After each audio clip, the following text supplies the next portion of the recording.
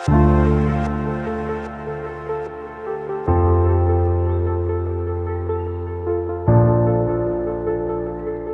The lord. హల్లెలూయా.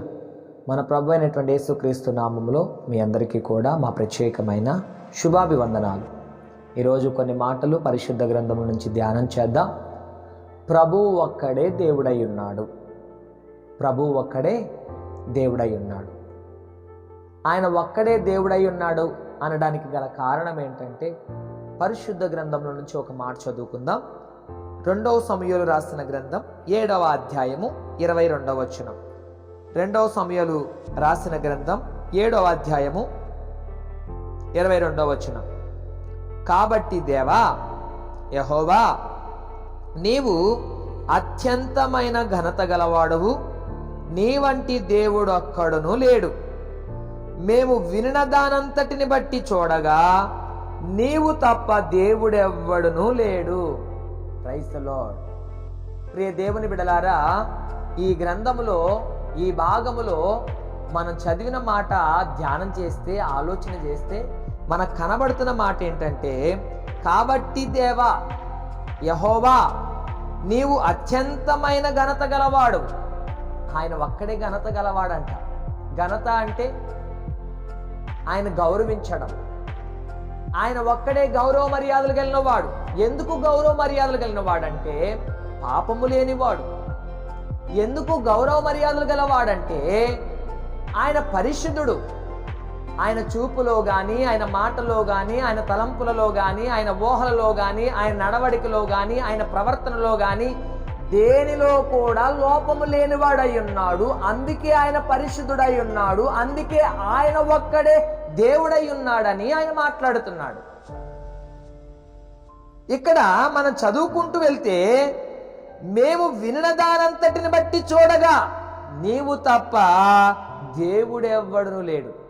వినిన దానంతటి కంటే ఎన్నో విషయాలు, ఎంతో మంది ఈ యేసుక్రీస్తు ప్రభువారి గురించి చెప్పారు. చరిత్రనంతా ధ్యానం చేస్తే ఆయన కల్మషం లేనివాడని తెలిసింది. చరిత్ర అంతా ధ్యానం చేస్తే కన్య మరియ గర్భం ద్వారా పుట్టాడని తెలిసింది. చరిత్ర అంతా ధ్యానం చేస్తే ఆయన వివాహము చేయబడినవాడని తెలిసింది. ఆయన పుట్టుకలో పరిశుద్ధత ఉంది, ఆయన మరణములో కూడా పరిశుద్ధత ఉంది. మరలా తిరిగి లేచాడు, పునరుద్ధానుడై భూమి మీదకు వచ్చాడు, అందరి పాపాలు కడిగేశాడు. 40 దినాలు కూడా మరలా భూమి మీద ఉన్నాడు. ఉండి మరలా ఆరోహణమై పరలోక రాజ్యములకు వెళ్ళిపోతూ ఆయన చెప్పిన మాట, నేను ఒక్కనే దేవుడును, మీకోసం పరలోక రాజ్యములో స్థలము సిద్ధపరచడానికి నా తండ్రి కుడి పార్శ్వమునొద్ద ఉండి విజ్ఞాపన చేయడానికి వెళుతున్నాను. అప్పటి వరకు నేను మీకు ఆదరణకర్తను పంపించబోతున్నానని చెప్పాడు. బిడ్డలారా, ఆయన ఒక్కడే దేవుడని వాక్యం స్పష్టం చేస్తుంది. ఆయన నమ్మితే గనక పరలోక రాజ్యం వెళతాం. ఆయన నమ్మితే గనక పాపాలు క్షమించబడతాయి. ఆయన నమ్మితే గనక మన పాపాలు కడగబడతాయి. ఆయన నమ్మితే గనక పరిశుద్ధులుగా ఉంటాం.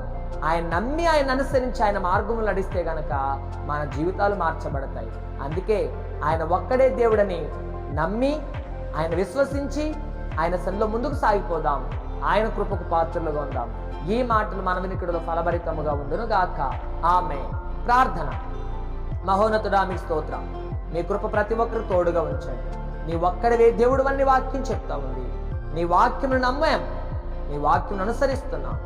మిమ్మల్ని నమ్మి మీ సన్నిధిలో ప్రార్థిస్తున్నాం. మా జీవితాలు మార్చండి, మా బ్రతుకులు మార్చండి.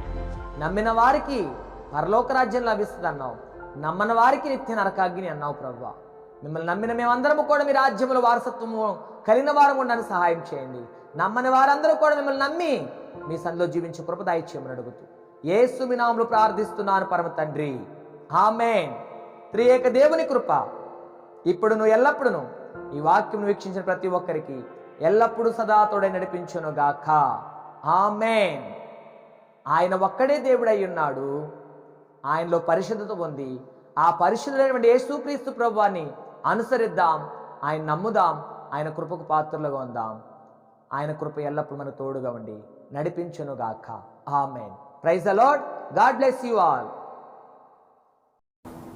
ఈ వాక్యము చేత మీరు ఆదరించబడ్డారని మేము విశ్వసిస్తున్నాం.